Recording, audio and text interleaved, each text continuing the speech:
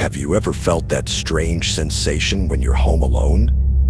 That feeling that maybe, just maybe, you're not actually alone at all. Tonight, I'm going to tell you about Jessica Thompson, who discovered the terrifying truth behind those unexplained noises we all try to ignore. It began like any other Friday evening in the quiet suburb of Maple Creek. Jessica, a 28-year-old graphic designer, finally had the house to herself for the weekend. Her roommates had left for a camping trip, a getaway she'd declined because of looming project deadlines. What would you do with a completely empty house for 3 whole days? Jessica had posted on her social media that evening, sharing a photo of her comfortable living room setup, laptop, snacks, and her favorite true crime documentary queued up. The Thompson residence sat at the end of Oak Street, a charming 2-story craftsman with a wraparound porch and large windows that offered views of the surrounding woodlands. The nearest neighbors were a quarter-mile away, which usually meant pleasant privacy. Tonight, however, that distance would become significant for an entirely different reason. The sun had just dipped below the horizon when Jessica settled into her evening routine. The house creaked and settled, as old houses tend to do. Jessica had grown accustomed to these ambient sounds in the 8 months she'd lived there. She worked until just past midnight, the soft glow of her laptop illuminating her face in the otherwise darkened living room. As she finally closed her computer and stretched, she heard it, a soft thump from upstairs. "Hello?" she called out, immediately feeling foolish. She knew no one was home. The house responded with silence. Old houses make noise, she reminded herself. They contract as temperatures drop. Perfectly normal. Still, a sense of unease followed her as she climbed the stairs to her bedroom. Each step seemed to creak more loudly than usual, as if announcing her movement to some unseen observer. Could you imagine being in a familiar space that suddenly feels unfamiliar, where the shadows seem deeper and the silence heavier than they should be? Jessica had trouble falling asleep that night. Every time she drifted toward unconsciousness, some small sound would jolt her awake. The tick of the hallway clock, the hum of the refrigerator cycling on, the gentle tap of a tree branch against her window. But at 3:17 a.m., a sound cut through her fitful sleep that couldn't be so easily explained away, the distinct sound of footsteps in the hallway outside her bedroom. Jessica froze, her heart suddenly hammering against her ribcage. She held her breath, straining to listen. The footsteps stopped, right outside her door. "Is someone there?" she whispered, her voice trembling. No response came, but Jessica could have sworn she heard breathing soft and measured from the other side of the door. What would you do in that moment?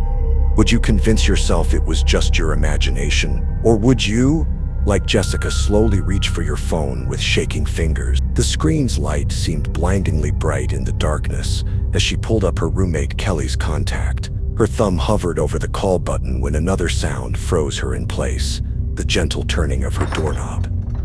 But the door never opened. After what felt like an eternity, the footsteps retreated down the hallway and faded into silence. Jessica didn't sleep again that night. She sat upright in bed, back pressed against the headboard, eyes fixed on the door until morning light filtered through her curtains. When the first rays of sunlight finally appeared, Jessica convinced herself she had experienced an episode of sleep paralysis, coupled with auditory hallucinations. She had been working too hard, sleeping too little. Her mind was playing tricks on her, but something compelled her to search the house anyway. Room by room, she checked closets, under beds, behind shower curtains. She found nothing out of place, no signs of intrusion. The doors were locked, windows secured. As she made herself coffee with trembling hands, she decided to research the history of the house. The rental agreement had been handled by her roommate Kelly, and Jessica realized she knew very little about the property beyond its charming appearance. What she discovered sent chills down her spine. 20 years earlier, the Thompson residence had been the scene of an unsolved disappearance. The previous owner's teenage son had vanished without a trace after being left home alone for a weekend. The official report concluded he had run away, but his parents insisted something more troubling had occurred. They claimed their son had complained about strange noises in the house for weeks before his disappearance. Noises they dismissed as imagination or typical teenage dramatics. The family moved away shortly after, unable to bear the constant reminder of their loss. The house had changed hands multiple times since then, with no residents staying longer than a year or two.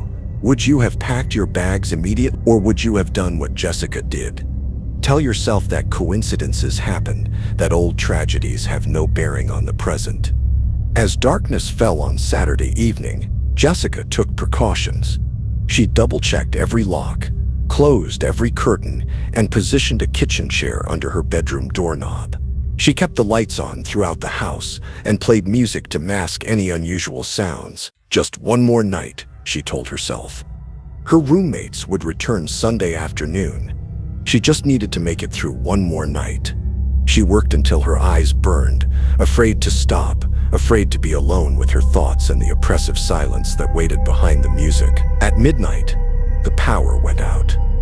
The sudden darkness felt thick, almost tangible.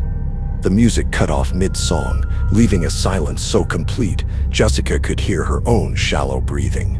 "It's just a power outage," she whispered to herself, "probably the whole neighborhood." But when she went to the window and carefully parted the curtains, she saw lights shining from homes down the street. Just her house then. The circuit breaker was in the basement, a place Jessica actively avoided even during daylight hours. The thought of descending those stairs in pitch darkness made her mouth go dry. What would you do if you were home alone at night? Jessica had jokingly asked her social media followers the previous evening. The question now seemed like a cruel foreshadowing. She activated the flashlight on her phone and moved cautiously toward the basement door. Each step on the hardwood floor seemed to announce her location to whatever might be listening in the darkness. The basement door was already open. Jessica was certain she had closed it earlier. The beam from her phone flashlight trembled as she aimed it down the stairs. The light barely penetrated the absolute darkness below. "Hello?" she called out, her voice small and fragile in the silent house. The darkness seemed to swallow her words without an echo. Something moved at the bottom of the stairs, just a quick shadow passing through her light beam. So quick she almost convinced herself she hadn't seen it at all. Almost. Jessica backed away from the open door, her heart racing. She retreated to her bedroom, dragging a dresser in front of the door after removing the chair. She huddled on her bed, phone clutched in her hand, its battery now at 23% and dropping. Should she call the police? And tell them what? That she was scared of the dark, that she'd read about a 20-year-old cold case and now her imagination was in overdrive. Would anyone believe what happened next? At 3:17 a.m., exactly the same time as the previous night, Jessica's phone died despite showing 19% battery just moments before. In the newfound darkness, the sounds began. Footsteps, not just in the hallway this time, but throughout the house, up and down the stairs. In the kitchen, the living room, sometimes slow and deliberate, sometimes hurried, sometimes multiple sets, as if more than one person moved through the house. Jessica pressed her hands over her ears, but she couldn't block out the sounds. The footsteps continued for exactly 17 minutes before stopping abruptly. Then came the voices, whispers at first, indistinct and muffled. They grew steadily louder until Jessica could make out fragments. "Still here," found another one, "never leaves," and then, most chillingly, right outside her door, "she can hear us now." Jessica felt a cold certainty wash over her. Whatever was happening wasn't random. The timing, 3:17 a.m. The duration, 17 minutes. The age of the missing boy, 17 years old. The pattern was unmistakable. As if responding to her realization, her bedroom grew suddenly, unnaturally cold. Her breath fogged in front of her face. The dresser blocking her door began to shake, slowly at first, then violently, inching away from the door as if pushed by unseen hands. What would you do when faced with the impossible? When the rational world you've always known reveals itself to be merely a comfortable illusion? Jessica did the only thing she could think of. She spoke to it. "Who are you?" she asked, her voice surprisingly steady. "What do you want?" The dresser stopped moving. The cold intensified. "We lived here," came a whispered response from everywhere and nowhere at once. "We all lived here. We all died here," said another voice. Younger, closer. Jessica's mind raced through the research she'd done. Only one disappearance had been reported, the teenage boy. But the voices suggested multiple presences. "How many of you are there?" she asked. "7. The voices replied in unison. 7 taken, 7 forgotten, 7 watching. The discovery Jessica made the next morning would challenge everything authorities thought they knew about the Thompson residence. When her roommates returned Sunday afternoon, they found Jessica sitting calmly at the kitchen table, staring into space. The power had mysteriously returned at dawn. "You won't believe what happened while you were gone," she told them. Jessica led police to the basement, specifically to a section of wall that had always been covered by old shelving units. The shelving had somehow been moved during the night, revealing a discolored portion of the concrete wall. Ground-penetrating radar confirmed what Jessica already knew they would find. Behind that wall were the remains of 7 individuals spanning back over 60 years, including the missing teenager from 20 years ago. Each had disappeared while alone in the house. Each had been forgotten or explained away. Each had tried to warn the others through the only means available to them, manifesting during the darkest hours, creating the sounds that new residents inevitably attributed to an old house settling. The question that haunts Jessica to this day, the question that should perhaps haunt all of us. How did she know where to look? Jessica has no memory of moving the shelving or discovering the wall. The 17 hours between 3:34 a.m. and when her roommates returned remain a complete blank in her mind. The only clue was found on her phone, which had mysteriously powered back on. In her camera roll was a single image taken at 3:43 a.m., a photo showing the basement wall with what appears to be handprints of various sizes pressed against the concrete from the other side. The Thompson residence stands empty now.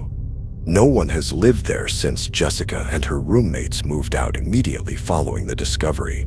The investigation continues into the identities of the other 6 victims and how their disappearances went unnoticed or uninvestigated over the decades. Jessica no longer lives alone.